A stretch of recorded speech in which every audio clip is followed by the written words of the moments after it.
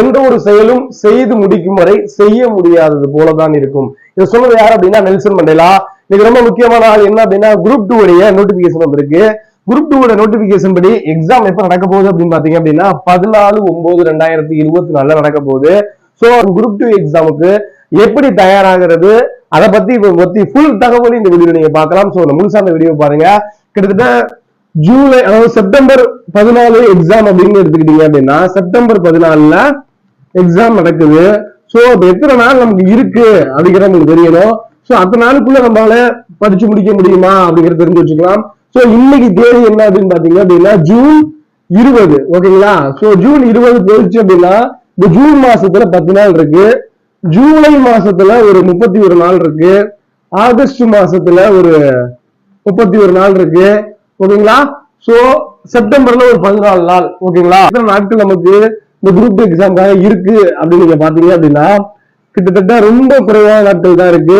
கிட்டத்தட்ட 86 நாட்கள் தான் இருக்கு. ஓகேங்களா? சோ அந்த 86 நாட்களுக்குள்ள நம்ம குரூப் 2 மற்றும் குரூப் 2 எக்ஸாமுக்கு எப்படி தயாராவது அப்படிங்கிறது எல்லாத்துக்கும் ரொம்ப குழப்பமா இருக்கும். ஏன்னா செயலா இருந்தாலும் செய்து முடிக்கும் வரை செய்ய முடியாதது போலதான் இருக்கும். ஓகேங்களா?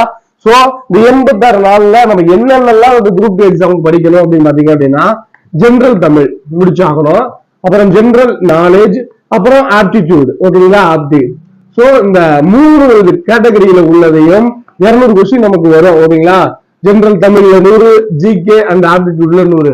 சோ இந்த இதுல நம்ம எவ்வளவு பெர்ஃபார்மன்ஸ் பண்ணணும் இந்த 86 நாள்ல, அதுதான் நம்மளுடைய டாஸ்க். அந்த டாஸ்கை நம்ம முடிச்சிட்டோம் அப்படின்னா கிட்டத்தட்ட 86 நாள்ல ஜெனரல் தமிழ் எப்படி படிக்கணும் அப்படின்னு பாத்தீங்க அப்படின்னா 6th to 12th தமிழ். இப்ப லாஸ்ட் குரூப் 4ல பாத்தீங்க அப்படின்னா அட்வான்ஸ் தமிழ்ல இருந்தெல்லாம் கேள்வி கேட்டிருந்தாங்க. லாஸ்ட் குரூப் 4 வந்து ஒரு 10th ஸ்டாண்டர்ட் படிச்சதான், SSLC ஸ்டாண்டர்ட் தான். ஆனா 11th 12th அட்வான்ஸ் தமிழ் அப்படிங்கிற ஒரு குரூப்ல இருந்தெல்லாம் கேள்விகள் கேட்டிருக்காங்க. சோ நம்ம ஜெனரல் தமிழை பொறுத்த அளவுக்கு 6th to 12th முடிச்சாகணும். பிளஸ் ஜெனரல் நாலேஜ் எடுத்துக்கிட்டீங்க அப்படின்னாலும் இது ஸ்கூல் புக் பாத்தீங்க அப்படின்னா 6th to 12th தான். அதுவும் டிஎன்பிஎஸ்சி சிலபஸ்ல கொடுத்திருக்க முக்கியமான டாபிக்ஸ் தான் நம்ம கவர் பண்ணணும் ஸ்கூல் புக்ல. அதே போல ஆப்டிடியூட பாத்துக்கிட்டீங்கன்னாலும் இதுவும் 10ஆம் வகுப்பு தரத்துல இருந்து நம்மளுக்கு கேள்விகள் மேக்ஸ்ல இருந்து கேள்வி கேட்பாங்க. சோ இதெல்லாம் நம்ம ஃபில் பண்ணிட்டோம், கிட்டத்தட்ட ஒரு 86 நாள்ல நம்ம ஃபில் பண்ணிட்டோம் அப்படின்னா கண்டிப்பா எக்ஸாம்ல பாஸ் பண்ணிடலாம். ஒரே ஒரு இதுதான், எக்ஸாம்ல பாஸ் பண்றவங்களுக்கும் பண்ணாதவங்களுக்கும் என்ன வித்தியாசம் அப்படின்னா பாஸ் பண்றவங்க ஷார்ப்பா எது தேவை அப்படிங்கறத தெரிஞ்சுக்கிட்டு படிப்பாங்க. சோ நம்மளும் என்ன பண்ண போறோம் அப்படின்னா நம்மளுடைய சேனல்ல தினமும் இந்த டிஎன்பிஎஸ்சி சிலபஸ் வாய்ஸ் ஸ்கூல் புக்கை கவர் பண்ணி வீடியோஸ் அப்லோட் பண்ண போறோம். ஜெனரல் தமிழுக்கு தனியா, ஜெனரல் நாலேஜுக்கு தனியா, ஆப்டிடியூடுக்கு தனியா. சோ இதெல்லாம் சேர்த்து நம்மளுடைய சேனல்ல ஒரு டெஸ்ட் பேஜ் ஒன்று கண்டக்ட் பண்ண போறோம்.